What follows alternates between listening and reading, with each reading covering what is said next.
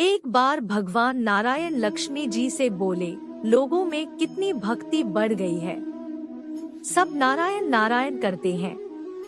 तो लक्ष्मी जी बोली, आपको पाने के लिए नहीं, मुझे पाने के लिए भक्ति बढ़ गई है। तो भगवान बोले, लोग लक्ष्मी लक्ष्मी ऐसा जाप थोड़े ही ना करते हैं। तो माता लक्ष्मी बोली कि विश्वास ना हो तो परीक्षा हो जाए। भगवान नारायण एक गांव में ब्राह्मण का रूप लेकर गए। एक घर का दरवाजा खटखटाया। घर के यजमान ने दरवाजा खोलकर पूछा, कहाँ के हैं? तो भगवान बोले, हम तुम्हारे नगर में भगवान का कथा कीर्तन करना चाहते हैं। यजमान बोला, ठीक है महाराज, जब तक कथा होगी आप मेरे घर में रहना। गांव के कुछ लोग इकट्ठा हो गए और सब तैयारी कर दी। पहले दिन कुछ लोग आए। अब भगवान स्वयं कथा कर रहे थे तो संगत बढ़ी। दूसरे और तीसरे दिन और भी भीड़ हो गई। भगवान खुश हो गए कि कितनी भक्ति है लोगों में। लक्ष्मी माता ने सोचा, अब देखा जाए कि क्या चल रहा है। लक्ष्मी माता ने बुद्धि माता का रूप लिया और उस नगर में पहुंची। एक महिला ताला बंद करके कथा में जा रही थी कि माता उसके द्वार पर पहुंची। बोली, बेटी जरा पानी पिला दे। तो वो महिला बोली, माताजी 3:30 बजे है, मेरे को प्रवचन में जाना है। लक्ष्मी माता बोली, पिला दे बेटी थोड़ा पानी, बहुत प्यास लगी है। तो वो महिला लोटा भर के पानी लाई। माता ने पानी पिया और लोटा वापस लौटाया तो सोने का हो गया था। यह देखकर महिला अचंभित हो गई कि लौटा दिया था तो स्टील का और वापस लिया तो सोने का। कैसी चमत्कारिक माता जी हैं। अब तो वो महिला हाथ जोड़कर कहने लगी कि माताजी आपको भूख भी लगी होगी, खाना खा लीजिए। ये सोचा कि खाना खाएगी तो थाली, कटोरी, चम्मच, गिलास आदि भी सोने के हो जाएंगे।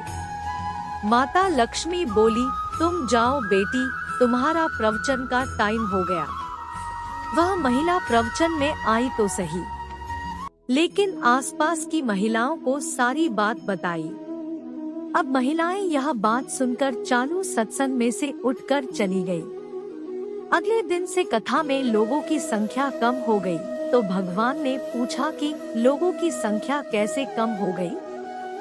किसी ने कहा, एक चमत्कारिक माताजी आई है नगर में, जिसके घर दूध पीती है तो गिलास सोने का हो जाता है।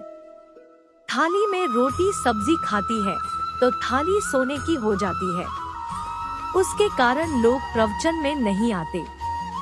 भगवान नारायण समझ गए कि लक्ष्मी जी का आगमन हो चुका है। इतनी बात सुनते ही देखा कि जो यजमान सेठ जी थे वो भी उठ खड़े हो गए, खिसक गए। पहुँचे माता लक्ष्मी जी के पास। बोले, माता मैं तो भगवान की कथा का आयोजन कर रहा था और आपने मेरे घर को ही छोड़ दिया। माता लक्ष्मी बोली, तुम्हारे घर तो मैं सबसे पहले आने वाली थी, लेकिन तुमने अपने घर में जिस कथाकार को ठहराया है ना, वो चला जाए तभी तो मैं आऊं। सेठ जी बोले, बस इतनी सी बात, अभी उनको धर्मशाला में कमरा दिलवा देता हूँ। जैसे ही महाराज भगवान कथा करके घर आए तो सेठ जी बोले, महाराज आप अपना बिस्तर बांधो, आपकी व्यवस्था अब से धर्मशाला में कर दी है। महाराज बोले, अभी तो 2/3 दिन बचे हैं कथा के, यही रहने दो। सेठ बोले, नहीं नहीं, जल्दी जाओ, मैं कुछ नहीं सुनने वाला, किसी और मेहमान को ठहराना है। इतने में लक्ष्मी जी आई, कहा कि सेठ जी आप थोड़ा बाहर जाओ, मैं इनसे निपट लूं। माता लक्ष्मी जी भगवान से बोली, प्रभु अब तो मान गए? भगवान नारायण बोले, हाँ लक्ष्मी तुम्हारा प्रभाव तो है, लेकिन एक बात तुमको भी मेरी माननी पड़ेगी कि तुम तब आई जब संत के रूप में मैं यहाँ आया। संत जहाँ कथा करेंगे वहाँ लक्ष्मी तुम्हारा निवास जरूर होगा। यह कहकर नारायण भगवान ने वहाँ से बैकुंठ के लिए विदाई ली। अब प्रभु के जाने के बाद अगले दिन सेठ के घर सभी गांव वालों की भीड़ हो गई। सभी चाहते थे कि यह माता सभी के घरों में बारी बारी आए, पर यह क्या? लक्ष्मी माता ने सेठ और बाकी सभी गांव वालों को कहा कि अब मैं भी जा रही हूँ। सभी कहने लगे कि माता ऐसा क्यों, क्या हमसे कोई भूल हुई है?